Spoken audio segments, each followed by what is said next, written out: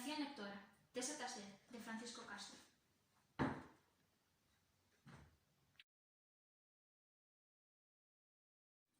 Eu escollín ler Tese Taser, de Francisco Castro, que é un libro de misterio, de intriga. Tras a morte do seu pai, Toni comeza a recibir mensaxes e mails a nome do seu pai, retando para que comece a resolver certos enigmas e certas adiviñas para descubrir o seu verdadeiro pasado. Internándose neste xogo, Toni descubrirá que non o coñecía tan ben como el cría.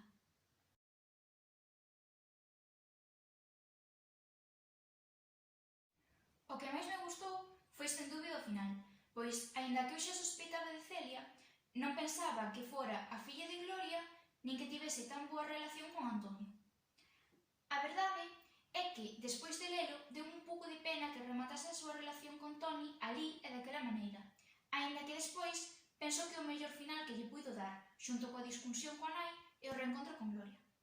Gústame moito como escribe o autor, a maneira que ten para facerche pensar que ao resolver o seguinte enigma todo cobrará sentido, mais non, acaba sementando máis intrigas e máis gañas de chegar ao final para saber que pasa.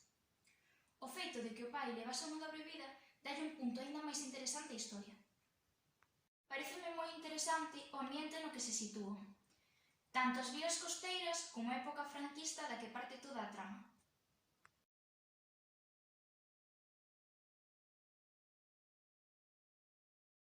A fin de contas, encantoume. Non houbo nada que non me gustase, pero se teño que sinalar algo que non me parecese de todo ben ou que non entendese é que Antonio lle contase o da súa cardiopatía a Celia, pero non a Toni, solamente para aforrarlle sufrimento. Pareceume que non acababa de encaixar na maneira de ser dele, pois, aínda que non lle contou o do seu con Gloria, era algo completamente distinto. Na miña opinión, a familia está para o bo e máis para o malo, e Toni, como seu fillo e co que tiña unha relación tan bonita, penso que debería telo sabido.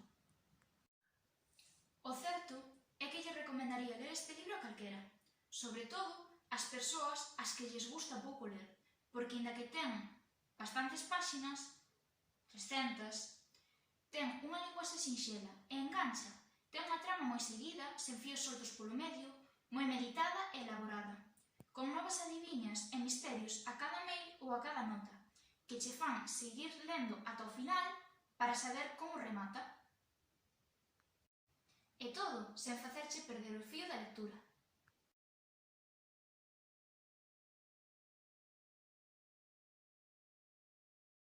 Utiliza recursos moi orixinais para resolver os enigmas, como das chocolatinas, que para min, personalmente, foi inesperado, pois non pensaba que fosen un punto tan importante para coñecer toda a verdade.